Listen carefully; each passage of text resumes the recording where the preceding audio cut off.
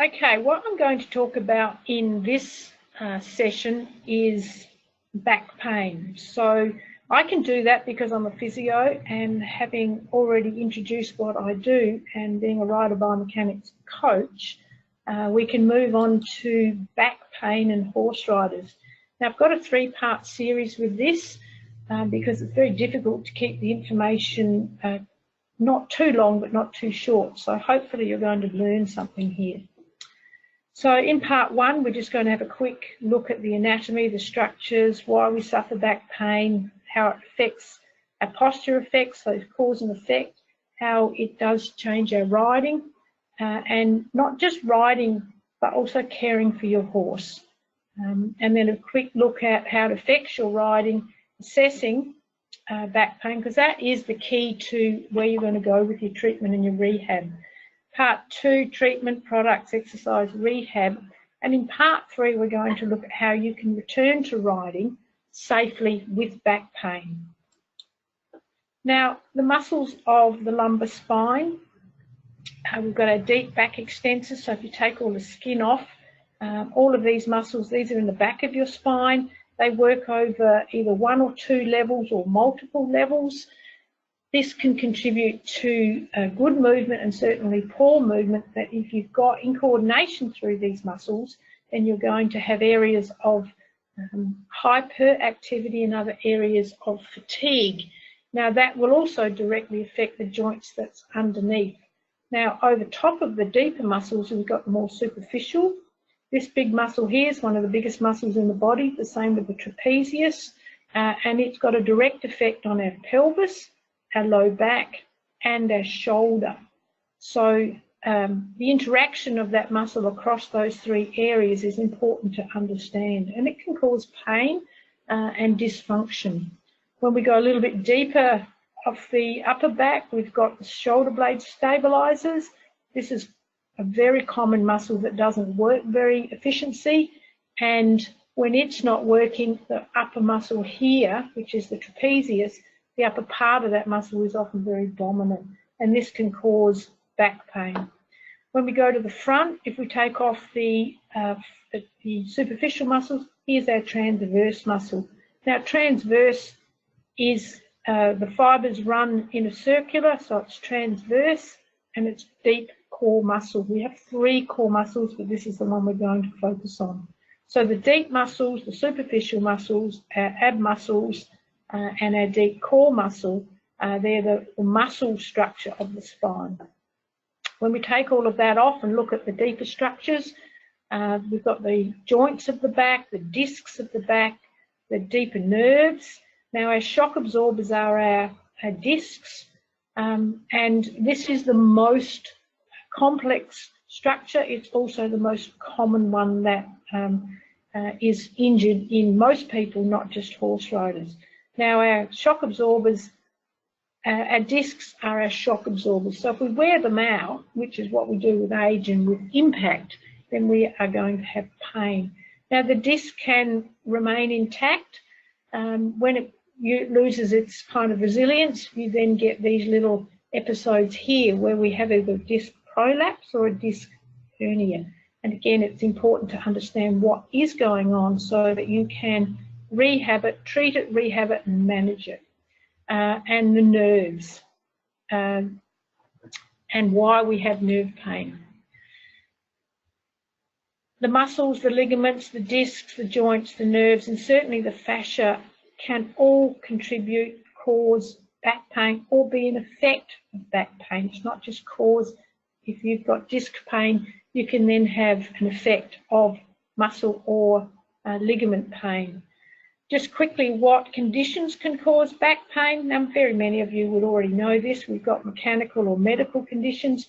So mechanical are how we move, and I'll go through that in more detail. We can have medical conditions, osteoporosis, arthritis, kidney, uterine problems. You can have kidney, liver, or gallbladder referral. So these can be medical conditions that could cause back pain. We can have different postural influences, and these are mechanical. So the cause of back pain is not just how we move, or what our structures are. It's certainly either or a combination of both. And certainly your assessment is the most important thing to determine what. So as a general rule, why do we suffer back pain? Now, back pain is the single most cause for people to attend a visit to their GP. Now, GPs don't necessarily know a lot about back pain, so unfortunately, a lot of them are not treated with the respect that they need. So why do we have back pain? We don't move very well. We also move in repetitive ways that cause micro trauma, and we don't move with good functional alignment. These are the most common. People walk around slumped, they sit slumped, and these are the repetitive natures of the insidious onset of back pain. We can have direct trauma from a fall, and we call this an acute injury.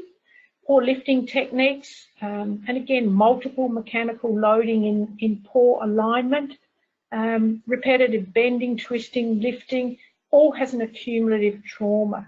If you're weak posturally, if you sit at a desk all day long and you don't do any exercise, then you kind of got a jelly posture. This will certainly lead to some sort of pain in the future. Prolonged sitting, running and walking in poor alignment, and as I mentioned, lack of fitness and the medical conditions. Now, your medical conditions can be a cause or effect, and certainly the biggie is a non-functioning core muscle. So here's just an example of some of the postures that we adapt.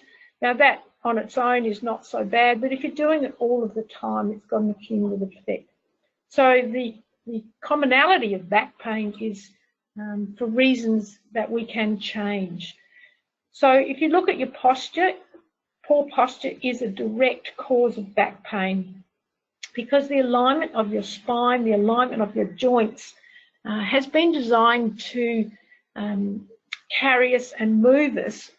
Same as a car, if you've got a good wheel alignment, then the car will not bounce around and move off center, the same as if we have a good muscle joint alignment. So our resilience becomes we will reach a resilient point if we don't come in and out of these postures rather than staying in them. So poor alignment places an uneven pressure through all of your weight-bearing joints, and that's just a fact of life.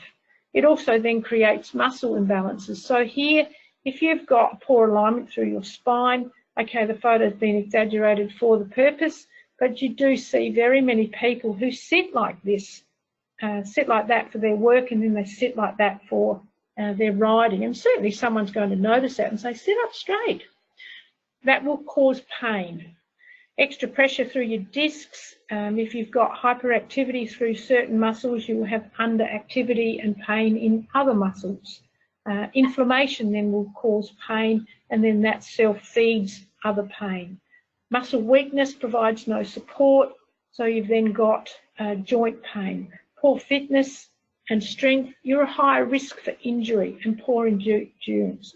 Now, just having a look at here, we've got somebody with certainly a lacking, it's called a wing scapula, reasonably common, and it's a complete lack of activity in a muscle that holds the shoulder blade onto the spine. You're certainly not going to fix that in the saddle, and certainly that is going to create a cause and effect pain reaction, and it needs to be assessed and rehabbed. Here we've got a person who's got hypermobility.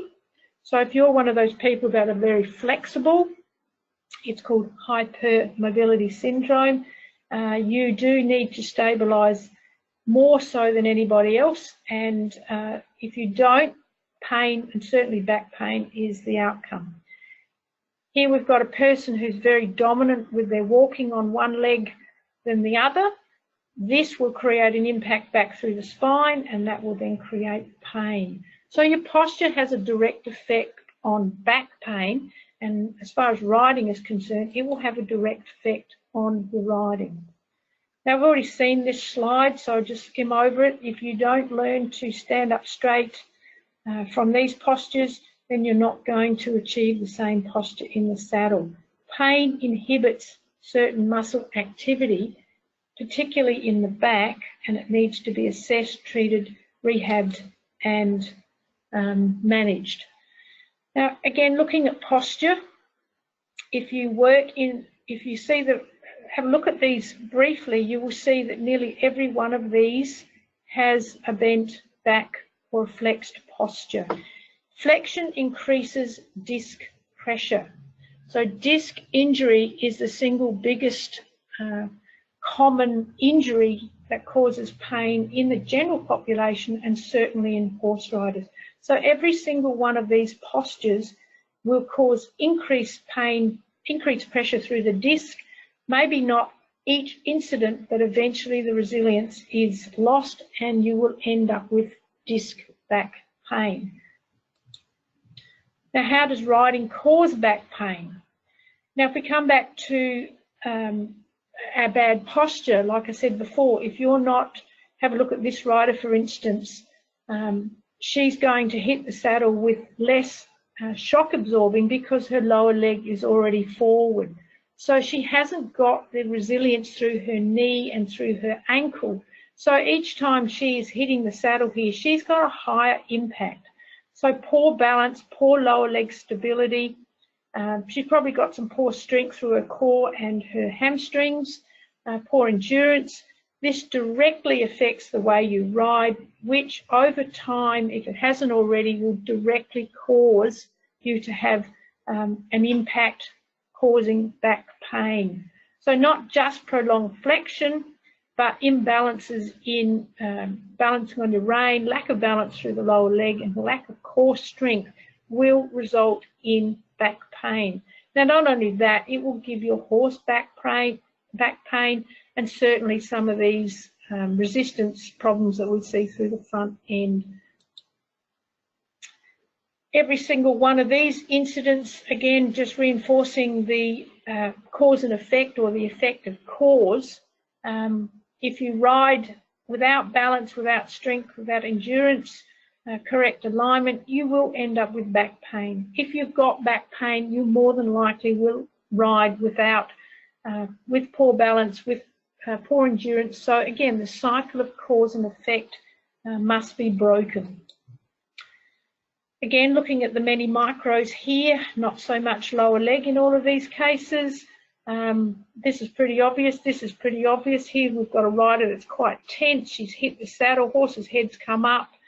We've got a ewing of the back and a balance through, not through the resilience of her knee and her hip. Here the horse is kicked out. Now that one incident alone can cause a disc to be put out to the side. Here, just wrong in many cases, just pounding away through the spine, not looking at the horse and the dressage component of this, but purely the cause of back pain. Same here, we've got a stiffness and a tension through the rider. Here, we've got the absorption through the impact, but we've got quite a round spine. Again, this is not that easy to manage, but round spine, again, here not just too many presses all over, and here just an accident waiting to happen. Now, how does caring for your horse cause back pain? Because we all talk about back pain and riding, but the single biggest problem really is the many times that you bend, twist, lift when you're caring for your horse. It's all repetitive because our horses need caring for every day. We load up, you know, you lift your saddle, you lift your buckets, we open and close doors, we put ramps up and down, we throw rugs on. So it's constant, it's unrelenting, and we're lifting in many positions. It involves bending and twisting. It's often predictable, but it's also unpredictable. Now, if you have a look at this chart just quickly, what somebody's done here is looked at the pressure, and they've just taken a slice through the disc here and looked at it like you cut a tomato and look at it face on. The different levels, the different postures that create the different amount of pressure through the disc. So when we're sitting slumped, and if you're sitting slumped now, I advise you to sit up a little bit more straight, that with a weight that provides extreme pressure through the disc directly. Now, yes, we do have a resilience. When your resilience is met, that's when we have injury. Now these incidents are micro, so you have a little bit, a little bit, a little bit, and a little bit.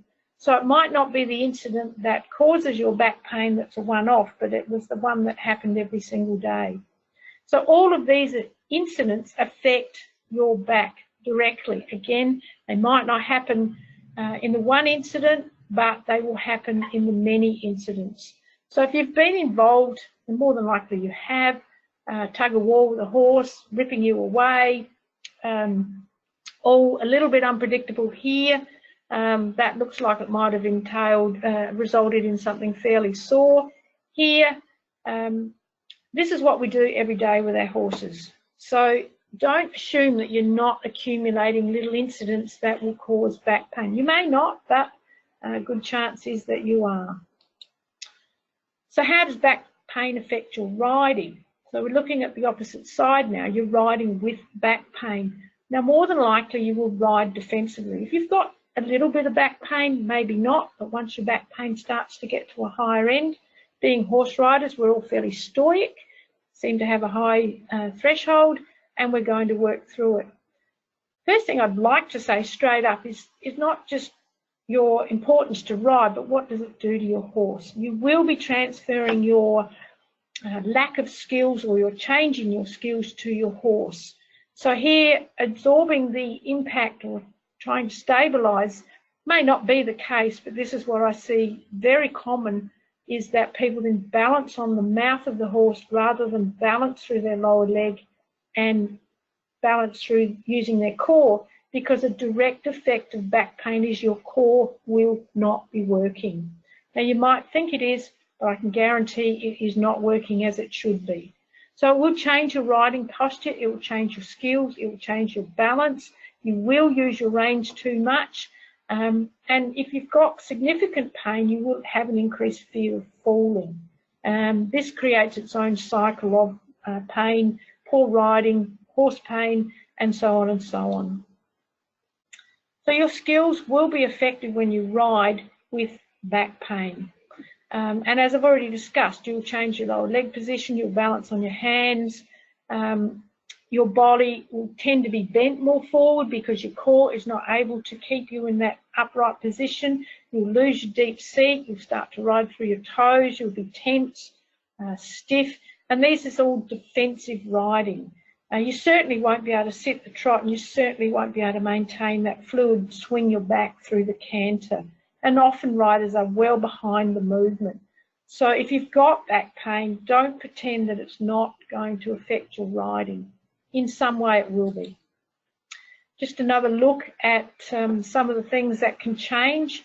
When we canter, here's a snapshot of just a normal canter, being able to stay upright instead of being tilted forward. If your core's not working, then this is what's going to happen. That creates more pain.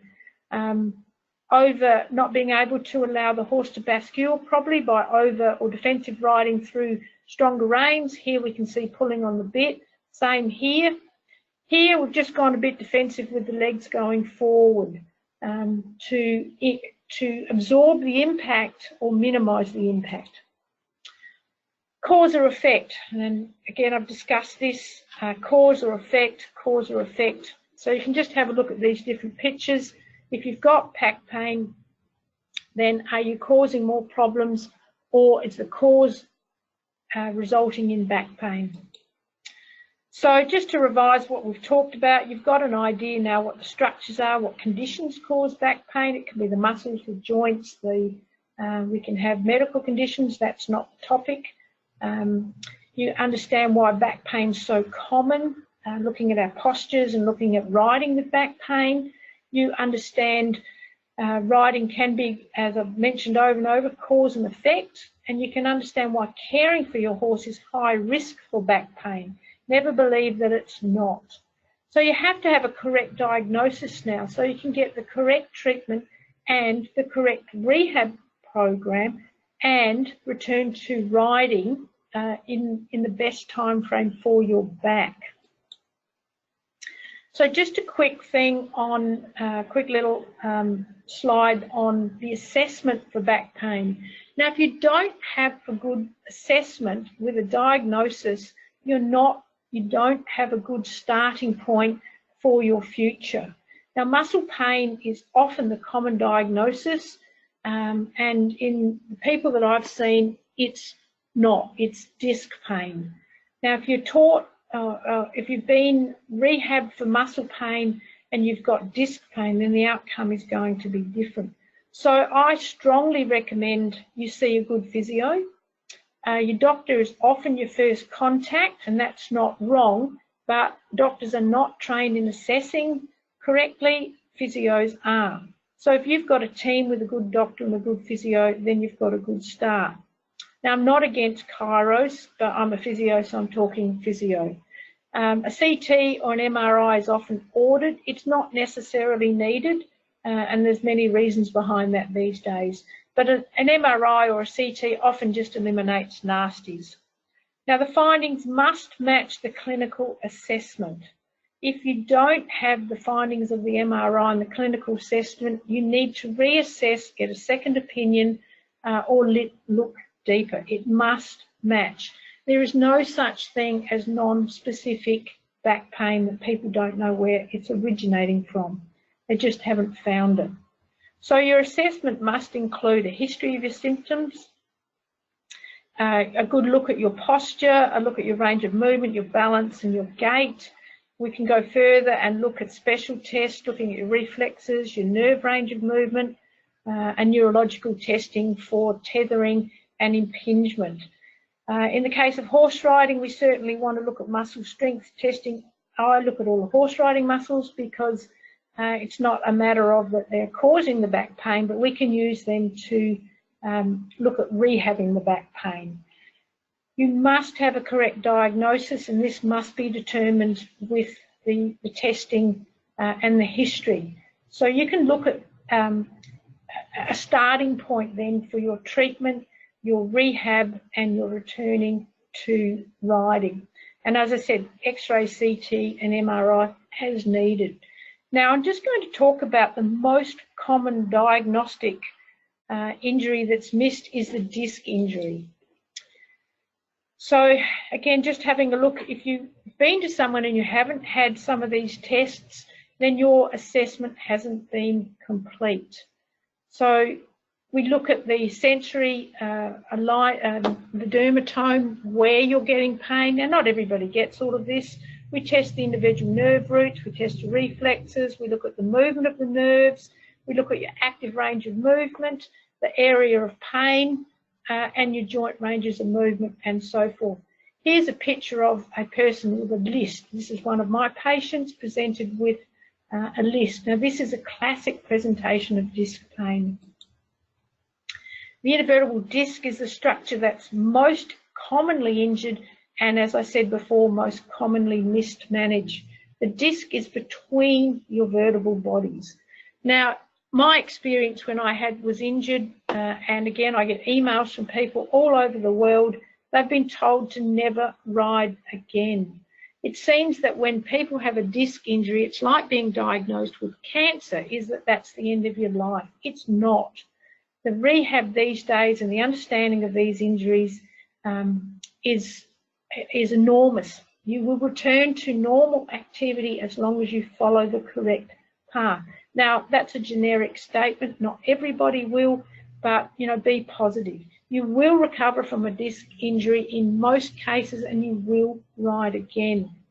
You absolutely need education on this and not to be discarded.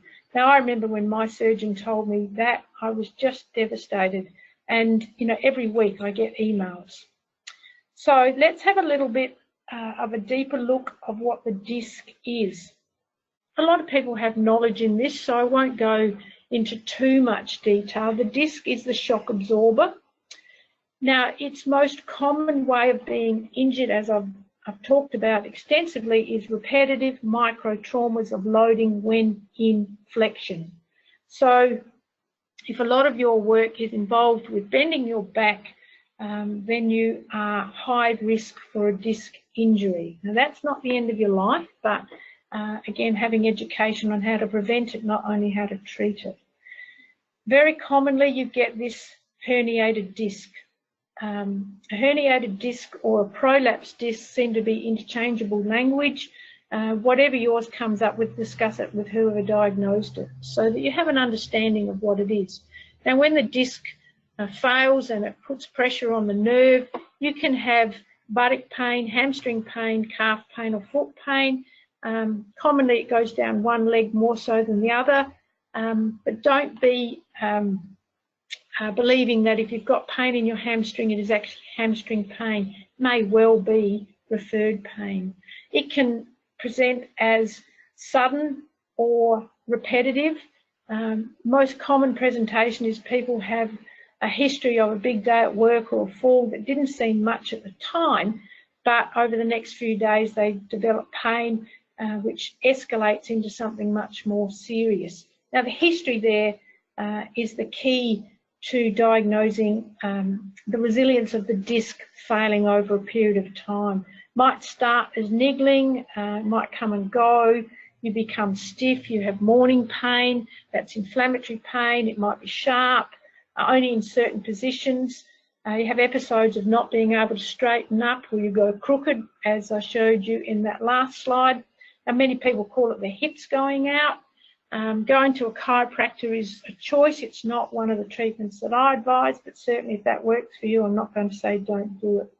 The pain in the leg can be intermittent or it can be unrelenting and constant. Now, all of those symptoms come back to selecting or assessing and coming up with the correct diagnosis. You might have a disc that is failing, or you might have a disc that is already failed and then needs time to be healing. So coughing and sneezing, if you have pain, coughing and sneezing, you 100% have an impact on your disc, and that is one of the words that we use with the history is that you do have disc pain or disc injury. It can produce variable symptoms. You can have hip pain. It can be localized in the back, come down the front. It can be deep through your groin. And certainly there are other reasons for back pain. So the disc injury, it can reproduce other signs and symptoms. And this is where the person who is assessing you needs to have knowledge, experience and skills in getting it right. So we've looked at assessing causes of back pain and assessing. So what we're going to move on to now in part 2 is treatment, exercises and rehabilitation. And then we'll further that we'll go to discuss returning to riding. So again, if you've got any questions on that topic of structures or any of the topics on disc injury, certainly flick me an email. So thank you for your time, and I look forward to the next part of this talk on back pain and horse riders.